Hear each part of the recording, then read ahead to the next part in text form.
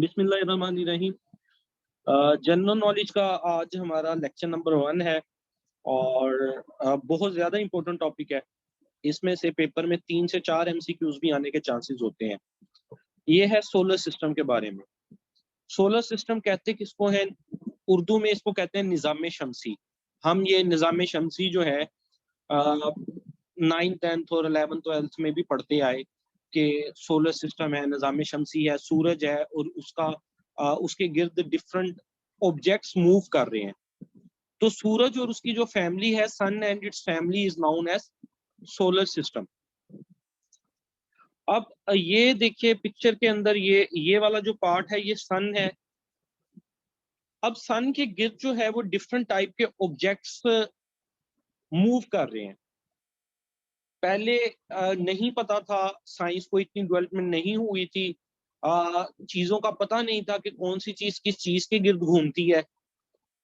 Telescope की इजाद हुई और जब टेलीस्कोप इजाद हुई, पहले तो जो टेलीस्कोप थी वो ये सेलर्स वगैरह जो होते थे, समुद्री लुटेरे, वो यूज करते थे दूर की चीजें देखने के लिए, मतलब समुद्र में दूर से शिप्स आ रही हैं या किस तरह, इन निगरानी के लिए।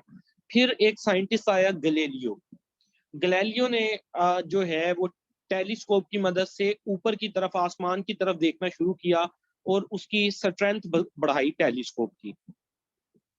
तो उसने चीजों को ऑब्जर्व करना शुरू किया कि आसमान में जो है जमीन के अलावा भी और ऑब्जेक्ट्स मौजूद हैं, सियारे नजर आए, सितारे नजर आए, डिफरेंट ऑब्जेक्ट्स को उसने ऑब्जर्व किया। तो अब तक एक पहले थ्योरी बनी हुई थी कि जमीन महवर है, अर्थ महवर है और सूरज इसके गिर्द घूमता है, सन, चांद भी इसके गिर्द घूमता है, मून, और इस तरह की कुछ ये वो क्रिश्चियन था, क्रिश्चियनिटी में उसने जब ये बात बताई कि ऐसा नहीं है और अर्थ सिर्फ एक पार्ट है एक सिस्टम का जिसको सोलर सिस्टम कहते हैं, ये अर्थ है तीसरे नंबर का एक सियारा, और ना सिर्फ अर्थ बल्कि और भी बहुत सारे ऑब्जेक्ट्स, और भी बहुत सारे प्लैनेट्स, और भी बहुत सारे ऑस्टेरॉइड, मेटेराइड्स, कॉमेट्स, ये सूरज के गिर्द घूमते हैं। और हमारी जो ये एक गैलेक्सी है, कहकशां है, जिसको मिल्की गैलेक्सी वे कहते हैं, उसका महवर सूरज है और इस गैलेक्सी में डिफरेंट ऑब्जेक्ट सूरज के गिर्द घूमते हैं। जब उसने ये बात की तो क्रिश्चियनिटी का जो थे डिफरेंट जो पादरी वगैरह थे, उन्होंने उसके ऊपर ऑब्जेक्शन उठाए और उसको सजाए मौत दे दी गई इस बात की बिना पे कि तुम हमारे जो रिलीजन है उसकी बातों को चैलेंज कर रहे हो। लेकिन बाद में ऐसा ऐसा जब डेवलपमेंट हुई तो ये चीज सामने आई कि ऐसा ही है। एक जो है गैलेक्सी है जिसका नाम है मिल्की वे। ये एक गैलेक्सी है,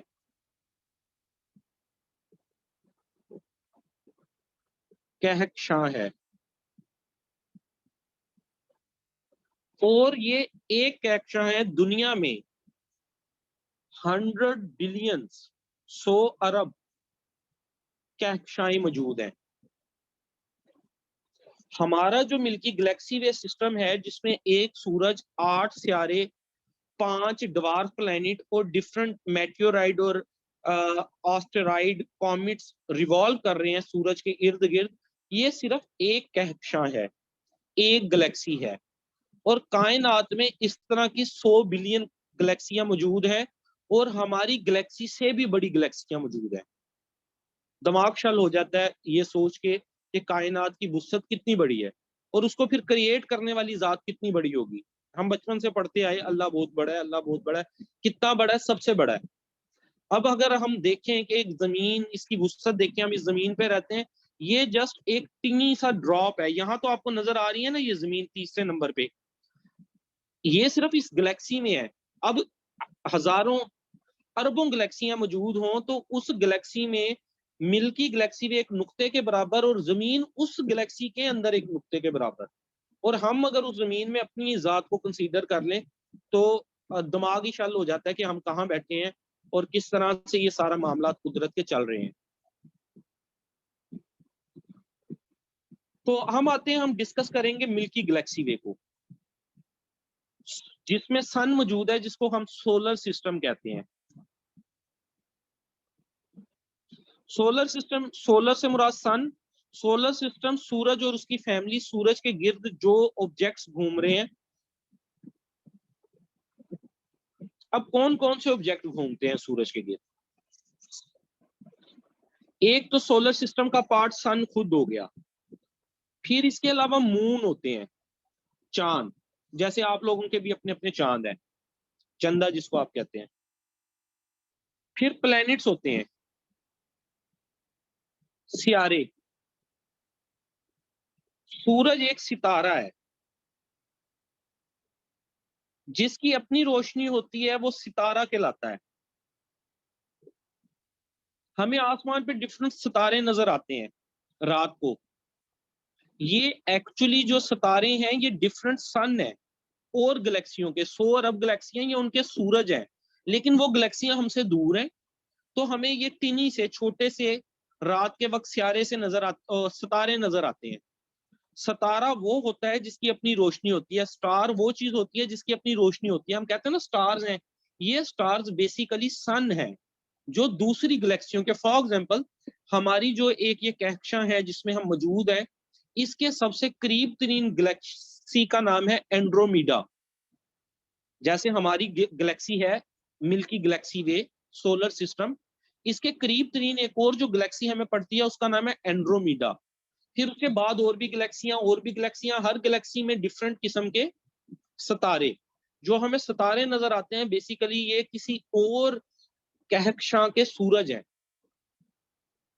फिर प्लैनेट्स, प्लैनेट जो है वो 8 प्लैनेट है, 8 सितारे। हर प्लैनेट के अलैदा अलैदा मून है। हमें जो सूरज अपना मून नजर आता है, हमारी जमीन का एक चांद है। कुछ प्लैनेट्स ऐसे हैं जिनके चांद 2 हैं, कुछ के 80 प्लस है। अगर उस सितारे पे आप चले जाएं तो आपको 80 से ज्यादा चांद नजर आएंगे। और ये बातें सिर्फ ऐसे नहीं है कि बन गई, ये एस्टैब्लिश फैक्ट्स हैं। एक लम्हे के लिए हमें ये चीजें लगता है कि नहीं, अक्सर लोग तो आज तक इस बात पे यकीन नहीं करते क्योंकि चांद पे गया है, लेकिन साइंस बहुत ज्यादा तरक्की कर गई है, हमें इस बात को अडॉप्ट करना पड़ेगा। और साइंस की तरक्की की मुराद हरगिज ये नहीं होती कि हम जो है वो इस्लाम, एक तो हम इस्लाम की नफी समझ लेते हैं साइंस को, ऐसा नहीं है। इस्लाम का वन ऑफ द पार्ट है साइंस। इस्लाम एक बड़ी चीज है, उसका एक पार्ट साइंस है जिसपे हम मुसलमान तवज्जो नहीं दे रहे, लेकिन जो है वो अंग्रेज तवज्जो दे रहा है फिलहाल। इसके अलावा ड्वार्फ प्लैनेट भी मौजूद होते हैं। ये क्या क्या होते हैं, प्लैनेट किसको कहते हैं, ड्वार्फ प्लैनेट किसको कहते हैं, ये मैं आपको बताऊंगा। फिर मेटियोराइट एक स्ट्रक्चर है वो भी मौजूद होता है, कॉमेट एक स्ट्रक्चर है वो भी मौजूद होता है, ऑस्टेरॉइड एक स्ट्रक्चर है वो भी मौजूद होता है। ये डिफरेंट स्ट्रक्चर्स, डिफरेंट ऑब्जेक्ट्स हैं जो सूरज के गिर्द घूम रहे हैं, इनको हमने स्टडी करना है। इनमें जो सबसे इंपॉर्टेंट पार्ट है जिसमें से क्वेश्चन आते हैं वो पार्ट है प्लैनेट्स का, सितारों का। इसमें से सबसे ज्यादा क्वेश्चन आते हैं। आल्दो हम देखते हैं सबसे पहले सन के बारे में, सन और उसका स्ट्रक्चर। ये जो हमें दिन टाइम नजर आता है सन, हमें ज्यादा देर हम उसको देख नहीं पाते। इसके बारे में कुछ हैरान कुन बातें, एक दो, ज्यादा नहीं बताऊंगा फिर आप बिल्कुल ही कंफ्यूज हो जाएंगे कि सर शायद अपनी तरफ से बातें छोड़ी जा रहे हैं, लेकिन ऐसा नहीं है। इन पे मतलब मेरा ना इंटरेस्ट ज्योग्राफी में काफी ज्यादा है, तो मैं इनके ऊपर ना काफी सर्च की। सन का कलर वाइट होता है, पहली बात। सन इज नॉट येलो। हमें येलोइश नजर आता है बिकॉज हमारी जमीन के ऊपर ब्लैंकेट है हवाओं का, गैसेस का, जिसको एटमॉस्फेयर बोलते हैं। Carbon dioxide, nitrogen, oxygen, ozone layers. जब सूरज की रोशनी इधर से गुजर के आती है, स्कैटर्ड होके आती है, तो हमें वो येलो कलर का नजर आना शुरू हो जाता है। बट सन का जो ओरिजिनल कलर है वो व्हाइट है। कभी सन ग्लासेस पहन के सूरज की तरफ देखिएगा, ब्लैक कलर के, तो आपको व्हाइट ही नजर आएगा सूरज। दूसरी चीज, sun is not a solid thing, सूरज कोई सॉलिड चीज नहीं है। It is composed by gases, hydrogen जो मेन गैसेस है,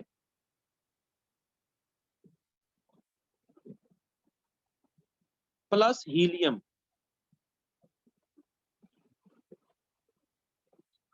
सूरज पे आज तक कोई नहीं गया।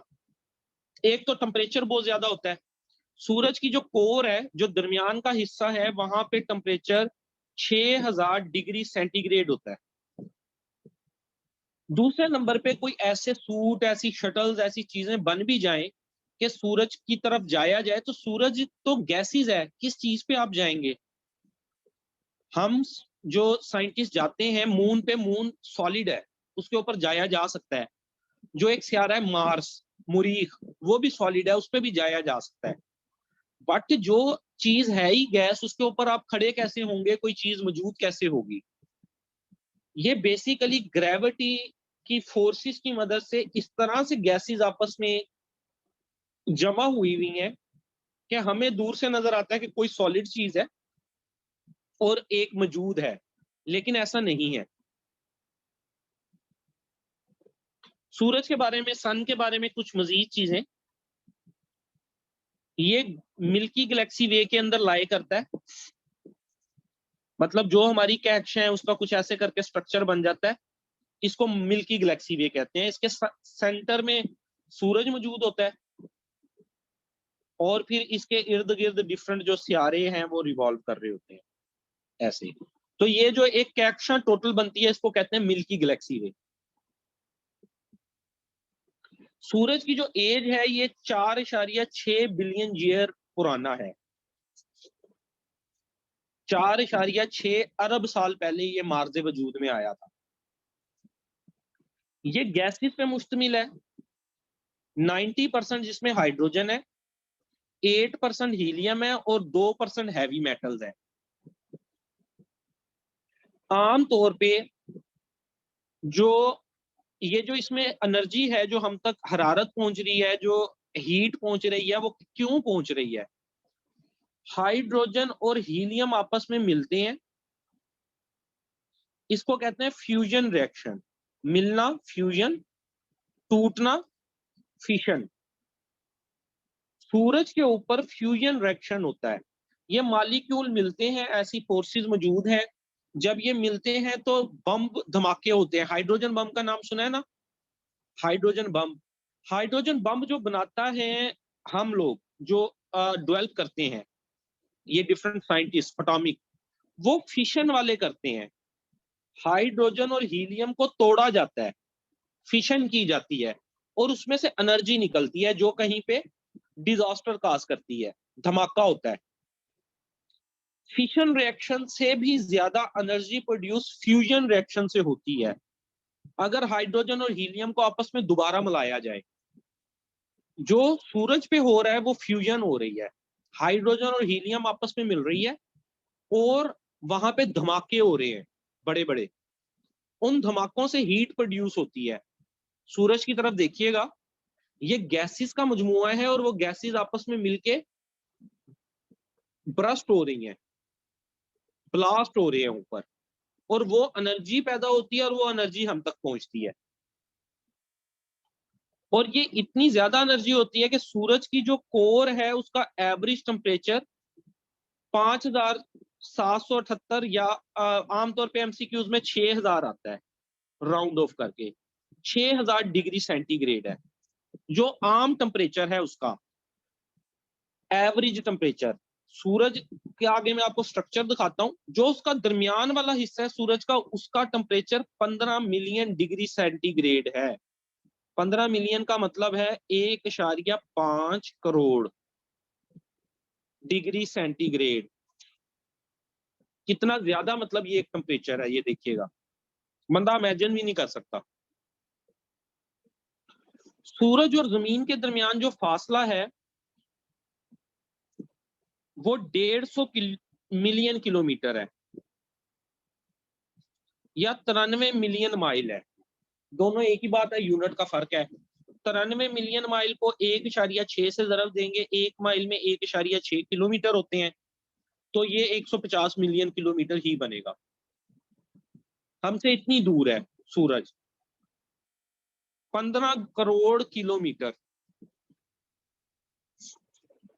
सूरज की जो रोशनी हम तक पहुंचती है वो 8 मिनट और 20 सेकंड में पहुंचती है।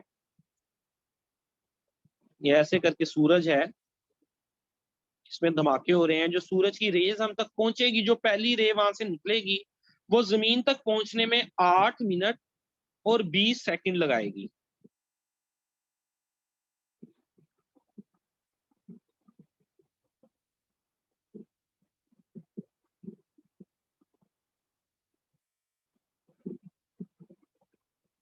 ये देखिएगा,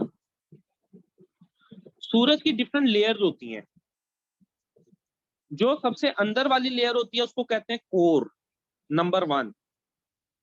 ये अंदर वाली जो लेयर है, ये जर्दी की तरह की कोर कहलाती है। कोर किसी चीज का दरमियानी हिस्सा। इसका टेम्परेचर 15 मिलियन सेंटीग्रेड है, 1.5 करोड़ सेंटीग्रेड। दूसरी लेयर कहलाती है रेडिएटिव जोन, इसको इनको आपको याद करने की जरूरत नहीं। तीसरी लेयर कहलाती है कनेक्टिव जोन।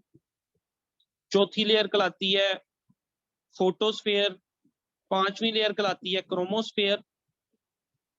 छठी लेयर कहलाती है कोरोना। जो सबसे बाहर वाली लेयर है, जो हमें नजर आती है, जो सूरज का एक स्ट्रक्चर सा बना रही होती है, गोल सा, हमें जो गोल सा नजर आता है, इसके जो बाहर के मार्जिन है उसको बोलते हैं कोरोना। जो कोविड कोरोना वायरस वाला कोरोना, वो ही स्पेलिंग है इसके भी। तो सबसे अंदर वाली लेयर और सबसे बाहर वाली लेयर आपने याद कर लेनी है। जो सबसे अंदर वाली लेयर है उसका नाम है कोर, और जो सबसे बाहर वाली लेयर है उसका नाम है corona.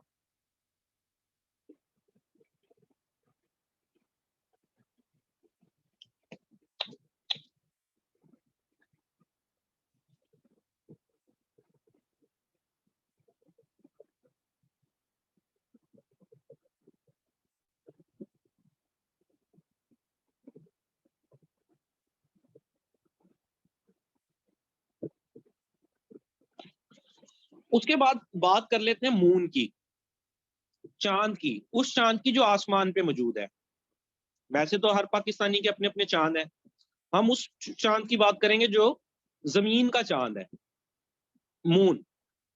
Earth only natural satellite, इसको ल्यूना भी बोलते हैं।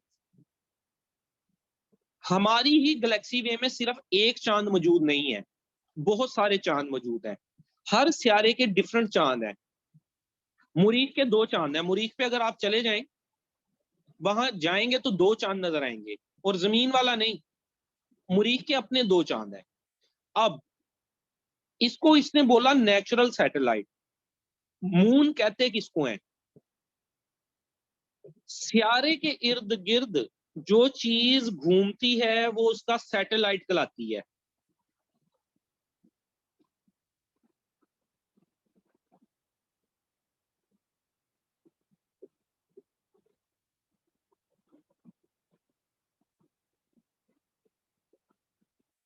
अर्थ,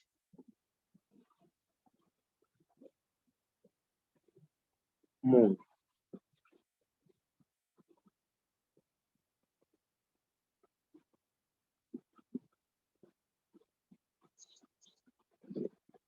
किसी भी प्लेनेट के गिर्द जो चीज घूमती है वो सैटेलाइट कहलाती है।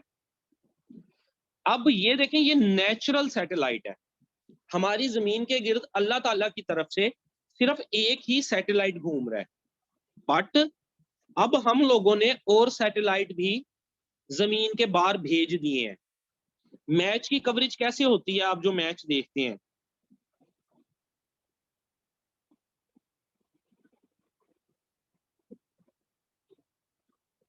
आर्टिफिशियल सैटेलाइट्स कवरेज देते हैं। हर कंट्री के हर कंट्री के तो नहीं कह सकते, मोस्टली रशिया के, चाइना के, यूएसए के और इंडिया के भी सैटेलाइट मौजूद हैं। ये कहलाते हैं आर्टिफिशियल सैटेलाइट। एक खास स्पीड के साथ जब अर्थ से बाहर भेजा जाता है किसी ऑब्जेक्ट को, तो वो अर्थ के गिर्द घूमता रहेगा बस। तो इस फिनोमिना को मद्देनजर रखते हुए कुछ कैमरे भेजे गए अर्थ के बाहर और वो घूमते हैं। ये जीपीएस लोकेशन कैसे मालूम हो जाती है मोबाइल पे कि आप कहाँ मौजूद हैं? सैटेलाइट्स मौजूद है। हम जीपीएस यूज करते हैं। GPS system America based system है। रशिया का जो सिस्टम है उसका अलहदा नाम है। चाइना का जो सैटेलाइट्स का सिस्टम है उसका अलहदा नाम है। But we are dependent on America. GPS location जो हम यूज करते हैं, डायरेक्शन यूज करते हैं, मैप यूज करते हैं, we follow America satellites. America हमें ये एक्सेस प्रोवाइड करता है। और मैच आप देख लेते हैं, हमारी लोकेशन का पता चल जाता है, ठीक है। और बहुत कुछ अमेरिका तो इन चीजों में जो हमें सैटेलाइट प्रोवाइड कर रहा है टेक्नोलॉजी, वो तो हमें कमरों के अंदर बैठा भी देखता है, ठीक है जी। अब जो अल्लाह ताला की तरफ से हमारे इर्द गिर्द एक सैटेलाइट घूम रहा है, वो सिर्फ एक मून है जो जमीन के गिर्द घूमता है।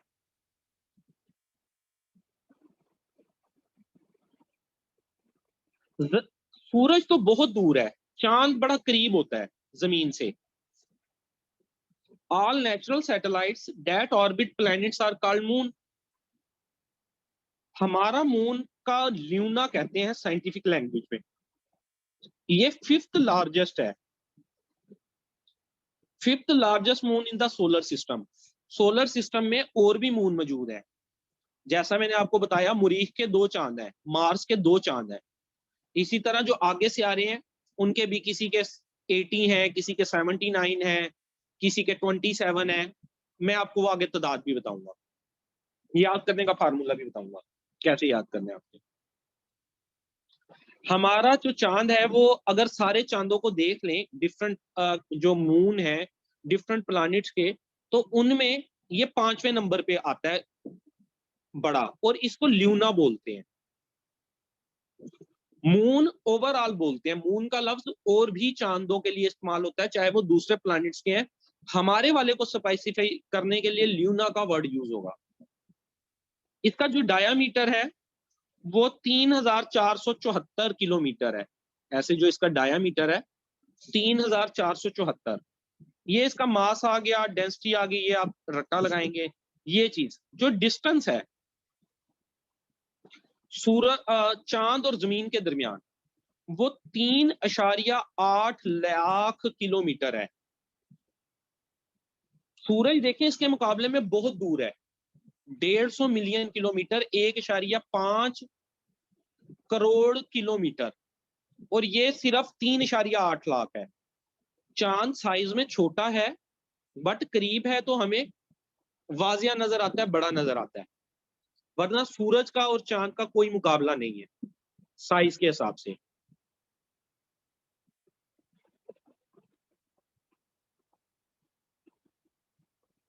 चांद जमीन के गिर्द अपना एक चक्कर मुकम्मल करने में 27 दिन और 7 घंटे लेता है। इस्लामी जो चांद का महीना है उसको ल्यूना के हिसाब से हम क्या बोलते हैं? Lunar calendar. हमारा जो इस्लामी साल है और ये 355 दिन का होता है इस्लामी साल। जो अंग्रेजों का साल है वो 365 दिन का होता है। वो सूरज के मुताबिक, जो जमीन सूरज के गिर्द घूमती है अपना एक चक्कर मुकम्मल करती है, वो 365 दिन में करती है। अंग्रेजों ने जमीन का सूरज के गिर्द घूमने वाला के मुताबिक अपना साल बनाया हुआ है। हम जो मुस्लिम्स हैं हमारे मुताबिक जो चांद जमीन के गिर्द घूमता है 27 दिन 7 घंटे, हम 28 कह देते हैं इसको हम, कि 28 दिन में पूरा होता है, वो 28 दिन में पूरा करता है।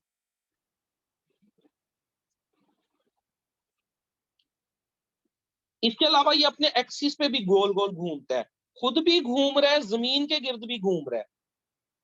जमीन भी खुद भी घूम रही है और सूरज के गिर्द भी घूम रही है।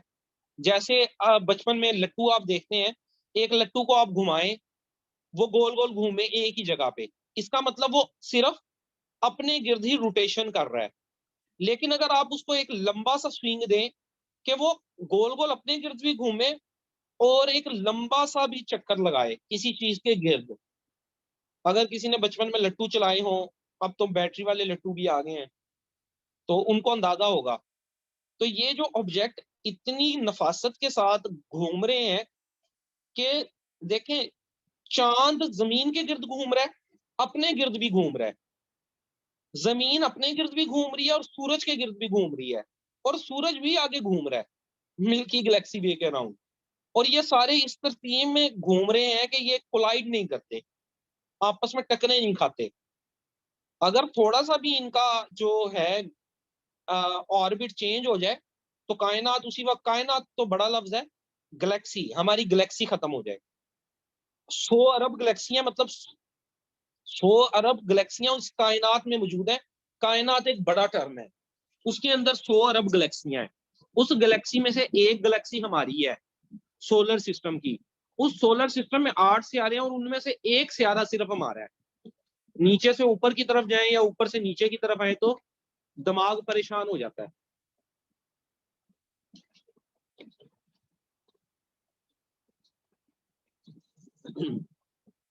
और इसका टेम्परेचर देखिएगा, average surface temperature during the day is 107 degree.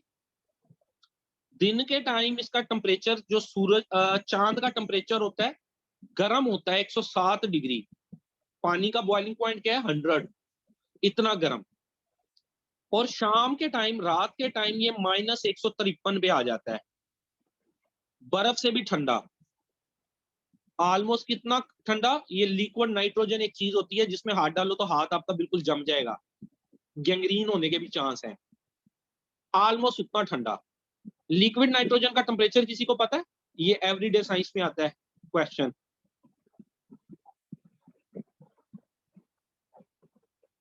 Liquid nitrogen का टेम्परेचर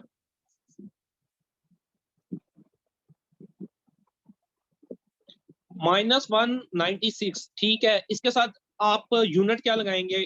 सेल्सियस या फ़ारेनहाइट?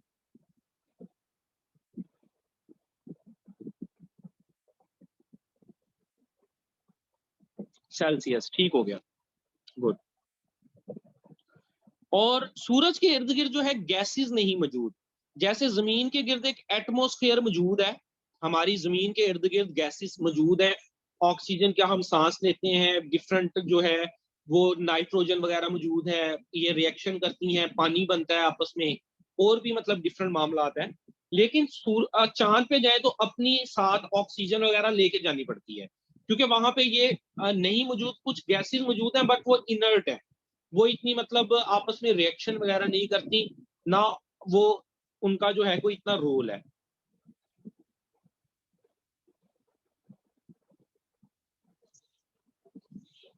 इसके बाद बात कर लेते हैं सबसे इंपॉर्टेंट पार्ट की, प्लैनेट्स, सियारे। सियारों की तादाद किसी वक्त में 9 होती थी, तब प्लूटो को भी एक सियारा माना जाता था, 2006 की बात है।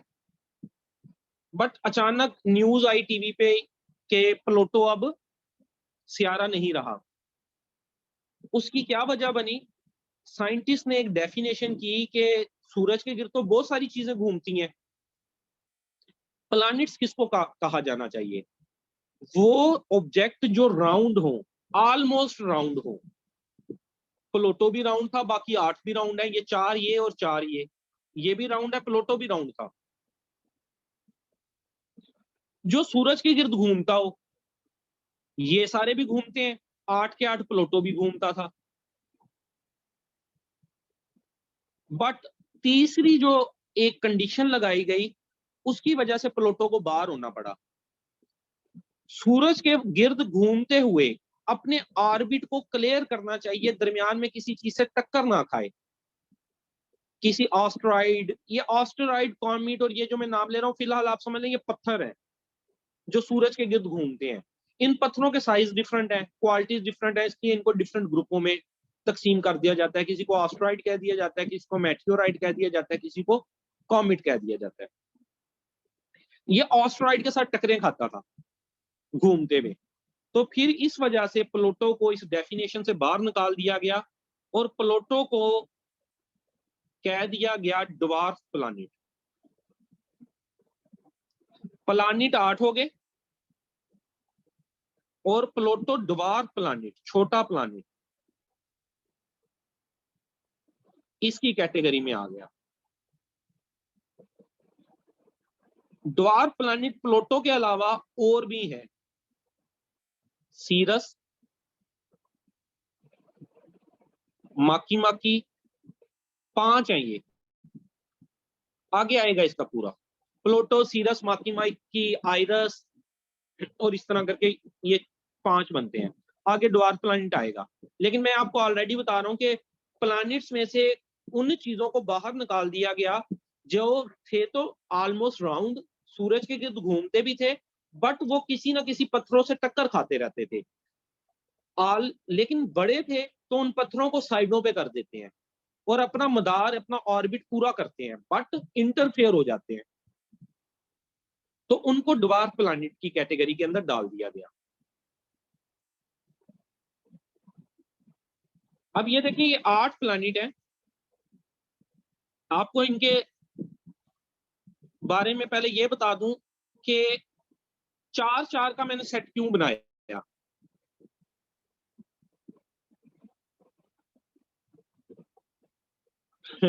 इनको नाम ना आमतौर पे जो देवता थे ना पुराने ग्रीक लोगों के, सबसे पहले जो स्टार्ट की जो है चीजों पे रिसर्च, वो ग्रीक लोगों ने स्टार्ट की थी।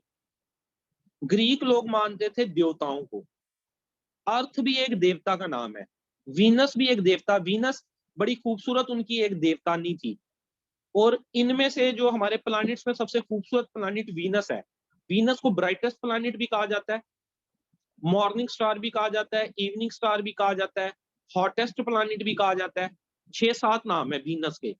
तो वीनस भी एक देवता का नाम था। ग्रीक लोग कौन थे?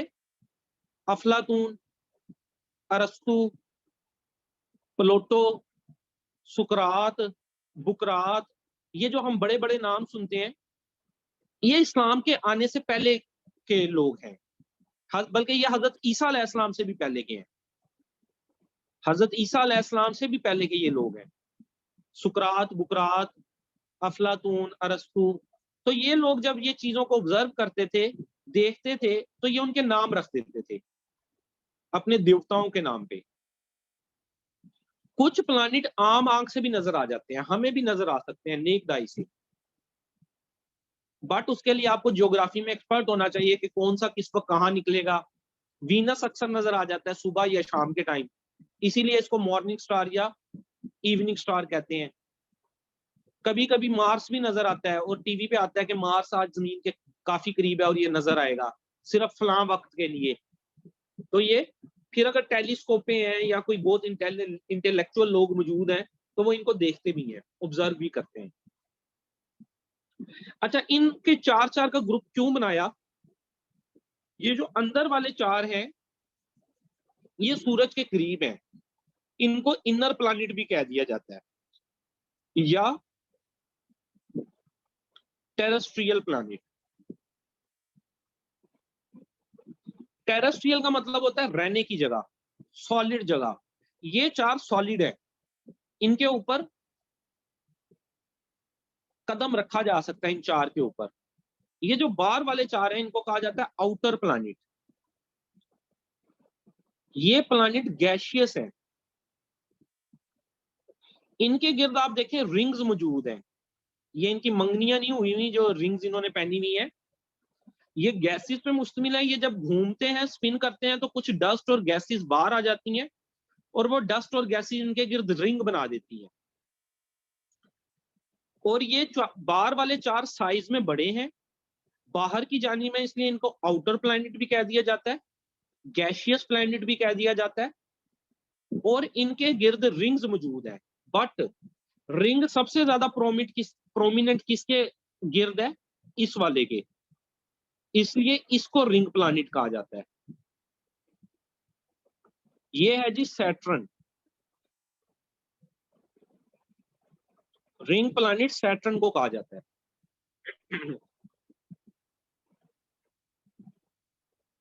अब मजीद देखिएगा, इन चार चार का ग्रुप बनाने की एक और वजह भी थी। इनर है, ये अंदर चार है, चले अपनी बात ठीक है, ये सॉलिड है, टेरेस्ट्रियल है, ठीक है। बट आप देखें इन चार के गिर्द एक ये लेयर मौजूद है कोई पत्थरों की, इस लेयर को कहते हैं ऑस्टेरॉइड बेल्ट। ऑस्टेरॉइड क्या होते हैं? पत्थर नुमा स्ट्रक्चर होते हैं जो सूरज के गिर्द घूम रहे हैं। ये साइज में छोटे होते हैं प्लैनेट और डार्क प्लैनेट से, और बाहर वाले चार के इर्द गिर्द भी एक लेयर मौजूद है, इसको कहते हैं क्यूपर बेल्ट।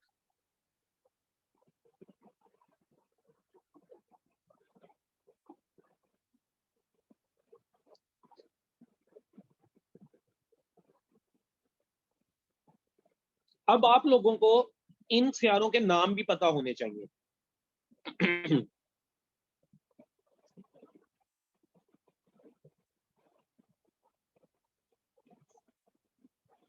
नंबर 1 जो सबसे पहला है उसको कहते हैं मरकरी, दूसरे को कहते हैं वीनस, अर्थ तीसरे नंबर पे है,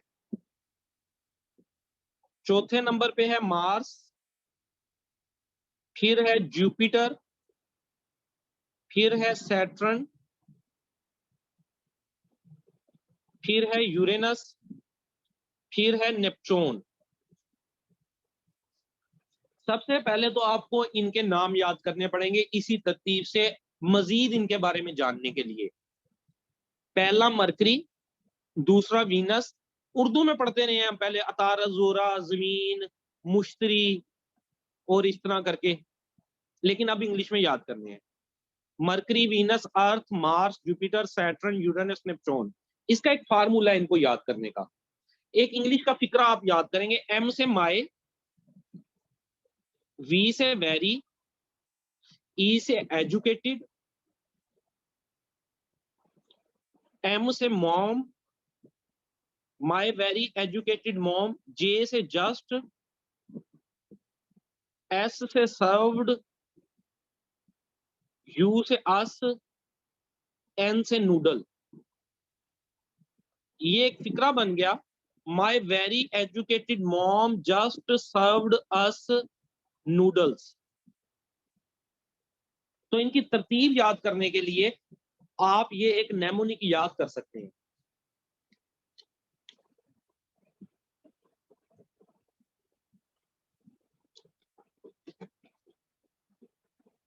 इनकी तरतीब याद करना इसलिए जरूरी है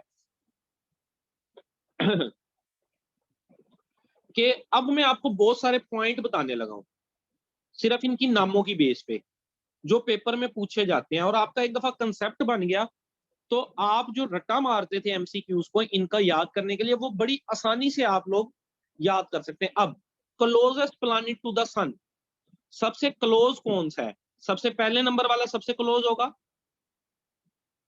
कौन सा है ये जी बताएं? Closest planet to the sun is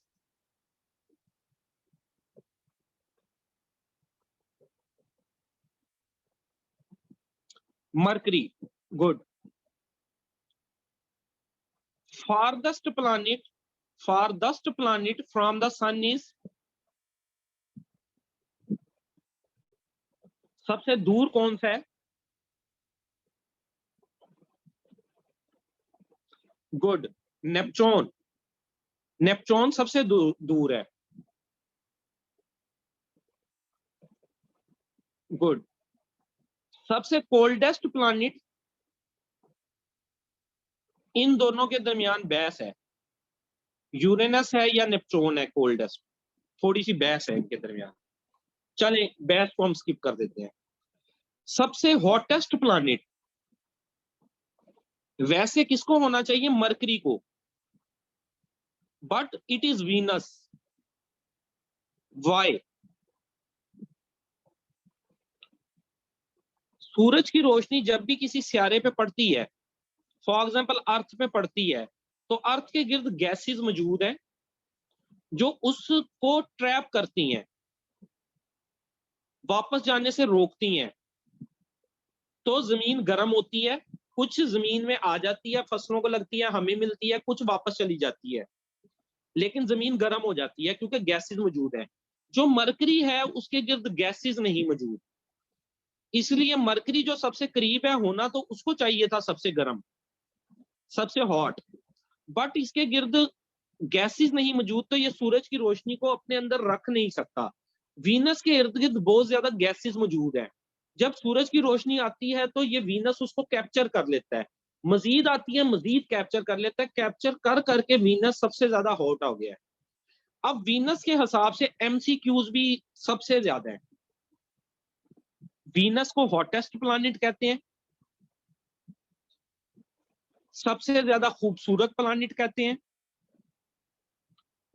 morning star इसको कहते हैं, इवनिंग स्टार भी इसको कहते हैं।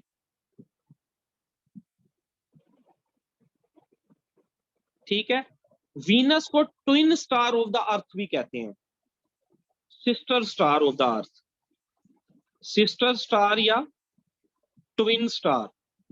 अर्थ का ट्विन कौन है? वीनस, क्योंकि ये दोनों साइज में ऑलमोस्ट बराबर हैं, या तस्वीर में तो नहीं लग रहे, लेकिन इनका साइज काफी हद तक बराबर है।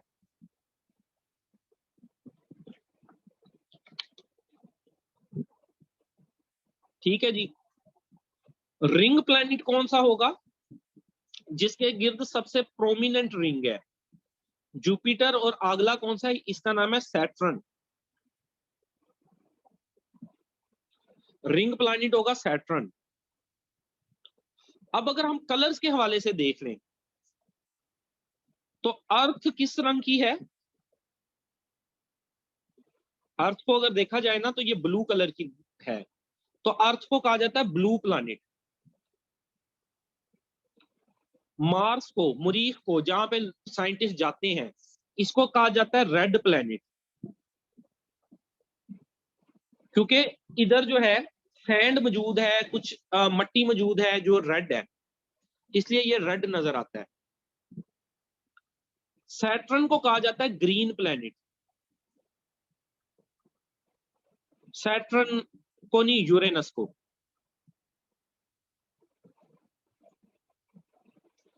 इसको ग्रीन क्यों कहा जाता है? क्योंकि इस पे कुछ गैसेस मौजूद है, हाइड्रोजन, हीलियम और मीथेन, जो इसको ग्रीन कलर देती हैं।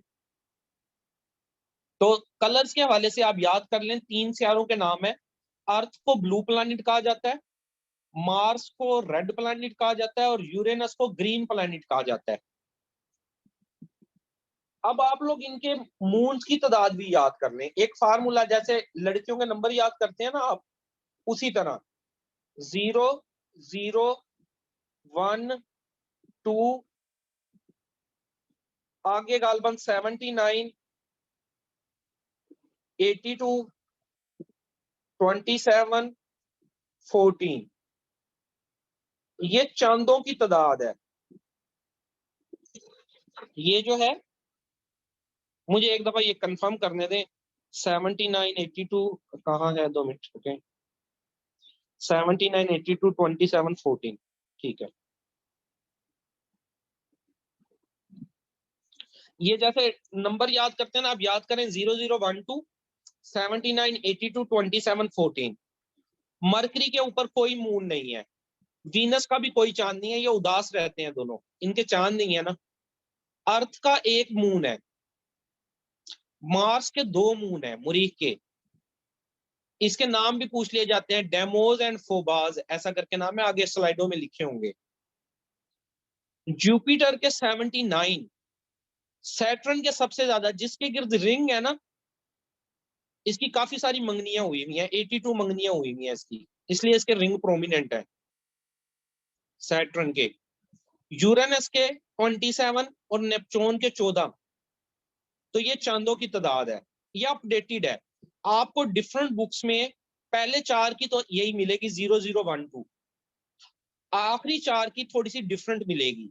बट ये जो मैंने आपको बताई है ये अकॉर्डिंग टू नासा वेबसाइट है, जो अमेरिका की स्पेस एजेंसी है, उसके मुताबिक 79, 82, 27 एंड 14।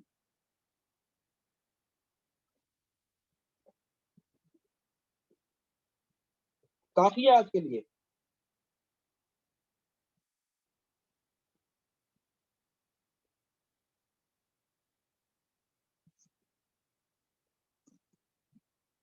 हाँ जी। अब अगले एक लेक्चर में जो हमारा सैटरडे को होगा, उसके अंदर मैं आपको मजीद जो है ना इसका अगला पॉइंट वो पढ़ा दूंगा, जिसके अंदर मैं आपको बता दूंगा इसका जो है जी एस्टेरॉइड क्या होते हैं, मेटेओराइड क्या होते हैं, कॉमेट्स क्या होते हैं, इसके गिर्द कौन कौन से ऑब्जेक्ट जो हैं सूरज के इर्द गिर्द और कौन कौन से रिवॉल्व कर रहे हैं।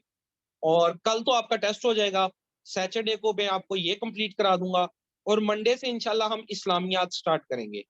इस्लामियात उम्मीद है हमारी 1 वीक में खत्म हो जाएगी। इस्लामियात के बाद मैं आपको जीके स्टार्ट करवाऊंगा।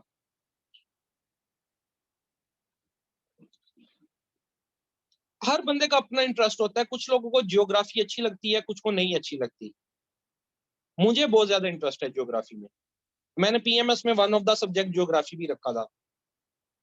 और अभी पिछले दिनों न्यूज आई वो जेम्स वेब टेलीस्कोप की, कि हम अपना पास्ट भी देख सकते हैं। अब हमारे आबाओ अजदाद जो गुजर गए, जो पीछे वाकयात रूनुमा हो गए, वो भी देख सकते हैं। बट उसको समझने के लिए भी बड़ा हौसला, बड़ा दिल जिगरा चाहिए। आम बंदा नहीं मानता, ठीक है। लेकिन पहले जब मैंने सुना मैंने भी नहीं माना, लेकिन फिर उसके ऊपर मैंने काफी रिसर्च की, वीडियोस देखी, काफी कुछ देखा, तो पता चला कि साइंस वाकई तरक्की कर गई है, ठीक है। तो बाद लोगों को बिल्कुल भी इंटरेस्ट नहीं होता इन चीजों में, प्लैनेट्स में, सन में, मून में कैसे चीजें हो रही हैं, एटमॉस्फेयर कैसे बन रहे हैं, जो है रेन्स कैसे हो रही हैं, जलजले कैसे आते हैं, ये सारी चीजें ये ज्योग्राफी में आ जाती हैं। सैलाब कैसे आते हैं, जलजले कैसे आते हैं, बारिशें कैसे होती हैं, ये साइकिल्स सारे, होरिकेन, साइक्लोन्स, हर बंदे के अपने इंटरेस्ट की बात है। ठीक है जी, कोई किसी किस्म का आप लोगों का कोई क्वेश्चन हो तो आप लोग मुझसे पूछ सकते हैं। हाँ जी। टूटा हुआ तारा, टूटा हुआ तारा इज मेटियोराइट, शूटिंग स्टार। वो सितारा नहीं होता, बेसिकली वो मेटियोराइट होता है। अभी मैंने आपको बताया कि मैंने आपको कुछ और ऑब्जेक्ट पढ़ाने हैं जो सूरज के इर्द गिर्द घूमते हैं। सन के इर्द गिर्द और भी ऑब्जेक्ट घूमते हैं, तो उनमें से जो ये शूटिंग स्टार होता है वो मेटियोराइट होता है, टूटा हुआ सितारा जिसको हम कहते हैं। पत्थर होता है ये, जब ये जमीन के एटमॉस्फेयर में आता है तो उसको आग लग जाती है। जब इसको आग लगती है तो हमें ऐसा लगता है कि कोई चीज टूटी हुई, मतलब कोई चमकदार चीज, जली हुई चीज गुजर रही है। वो बेसिकली मेटियोराइट होता है, ये याद भी रखिएगा। Shooting star is known as meteorite. ये पूछा जाता है, ऑस्ट्राइड कहते हैं, कॉमेट कहते हैं, इसको मेटियोराइट कहते हैं, या क्या कहते हैं, तो इसको मेटियोराइट कहते हैं। ये अगले लेक्चर में मैं आपको, जो सैटरडे को हमारा होगा, मैं बताऊंगा आपको सारी चीजें। एक दुमदार सितारा भी होता है, जिसकी दुम सी नजर आ रही होती है, वो कॉमेट होता है। ये डिफरेंट ऑब्जेक्ट्स हैं जो सूरज, 3 ऑब्जेक्ट हैं, इतना मुश्किल नहीं है। अभी अगर मैं बताना शुरू करूंगा आपको और मुश्किल हो जाएगा, कंफ्यूजन हो जाएगी। तो अगले लेक्चर में अगर मैं आपको बताऊंगा तो आपको समझ आएगा।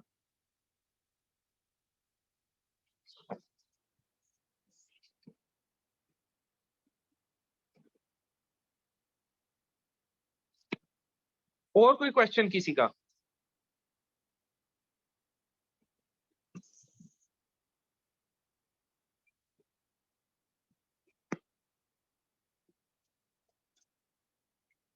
चलें, मेरा ख्याल है मजीद कोई क्वेश्चन नहीं है, तो इसको हम यहाँ पे वाइंड अप करते हैं। और आप लोग अपने जो है मैथमेटिक्स के टेस्ट की तैयारी करें जी। अपने अपने जो असाइन पेपर हैं उनको स्टडी करें, कंपाइल करें, जितने हो सकते हैं सारे के सारे नहीं आपसे होते, मैंने 17 पेपर की मैथमेटिक्स और 6 लेक्चर दिया है, सारे नहीं होते, जितने हो सकते हैं उतने कर लें। उन 17 पेपरों में से 4 का मैथ आपसे होता है, 4 का कर लें, कोई बात नहीं, बाद में कर लीजिएगा, टाइम होगा आपका, इस पेपर के बाद भी और पेपर के लिए आप अप्लाई करते रहेंगे, तब कर लीजिएगा, लेकिन हिम्मत ना हारें कि मैं इस पेस के साथ चल नहीं पाऊंगा। चलते रहें जितना जितना चल सकते हैं, जितना एब्जॉर्ब कर सकते हैं, हर बंदे का कैलिबर डिफरेंट है, उतना उतना एब्जॉर्ब करते जाएं। ठीक है, अब जैसे कोई कह रहा था कि अभी एमसीक्यूज कम है, चीजें कम है, किसी के लिए ये बहुत ज्यादा है, तो मैं ये लेके चलना पड़ता है, जो हमारा एक मीडियोकर स्टूडेंट है उसको भी और जो ब्रिलियंट स्टूडेंट है उसको भी इकट्ठे लेके चलना पड़ता है, तो फिर वो हो जाता है, लेकिन हमें अपने एमसीक्यूज और चीजों की तादाद को बढ़ाना पड़ेगा। अब आप लोगों की काफी रूटीन सेट हो गई है, तो आप लोग थोड़ी सी मतलब सेक्रीफाइस करें अपने दिन में, जो भी एक्टिविटीज है, टाइम है, सोने में गुजार देते हैं, मोबाइल में गुजार देते हैं, या फैमिली में गुजार देते हैं, जहां भी व्हाट्सएवर, उसमें से ज्यादा टाइम स्टडी के लिए निकालें अगर आपको सक्सेस की तरफ जाना है, वरना तो जिंदगी गुजर रही है, ऐसे भी गुजर रही है, वैसे भी गुजर जाएगी। Very good. लेकिन आप 700 एमसीक्यू स्टडी किए हैं, ये आमिर खान ने। वेरी गुड, बड़ी अच्छी बात है। चलें, ठीक हो गया जी, अल्लाह हाफिज।